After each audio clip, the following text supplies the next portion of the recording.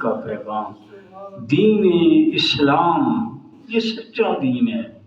اللہ پاک فرماتا ہے ان الدین عند اللہ الاسلام، بے شک اللہ کے نزدیک محبوب دین دین اسلام ہے۔ حضرات گرامی قدر، یہ ایک آج روحانی محفل ہے، اور روحانیت کا تعلق ایمان سے ہے، اور ایمان کا تعلق عقیدے سے ہے۔ عقیدہ درست ہو ایمان آتا ہے، اور جہاں ایمان ہے وہاں روحانیت ہے۔ تو حضرات گرامی قدر، عقیدے کی بات ہے۔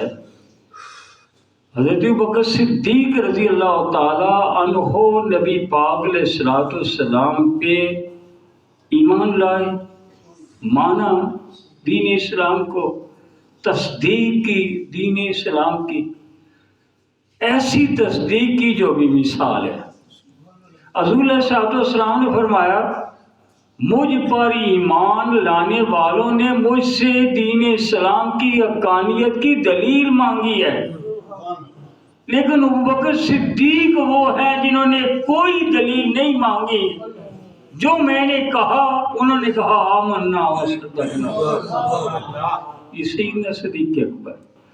پھر آج اختلاف کیا جاتا ہے ایمان لانے والوں میں، پہلے سیدہ کائنات سیدہ خدیجہ الکبریٰ سلام اللہ علیہا کی ذات ہے، بچوں میں حضرت علی شیر خدا رضی اللہ تعالیٰ عنہ ہیں، اور غلاموں میں حضرت زید رضی اللہ تعالیٰ عنہ، جوانوں میں حضرت ابوبکر صدیق رضی اللہ تعالیٰ عنہ کی ذات۔ اب کون ان میں سے پہلے ہے، یہ اس کے اندر تطبیق کی گئی ہے۔ خواتین میں پہلا نمبر سیدہ خدیجہ الکبریٰ رضی اللہ تعالیٰ عنہ، بچوں میں حضرت علی شیر خدا رضی اللہ تعالیٰ عنہ کا، غلاموں میں حضرت زید رضی اللہ تعالیٰ عنہ کا، اور بڑے لوگوں میں سے حضرت ابوبکر صدیق کا پہلا نمبر ہے۔ بات سمجھ آ گئی؟ پھر اس بات میں بالکل کوئی اختلاف نہیں ہے، اظہار ایمان میں سب سے پہلا نمبر حضرت ابوبکر صدیق کا ہے۔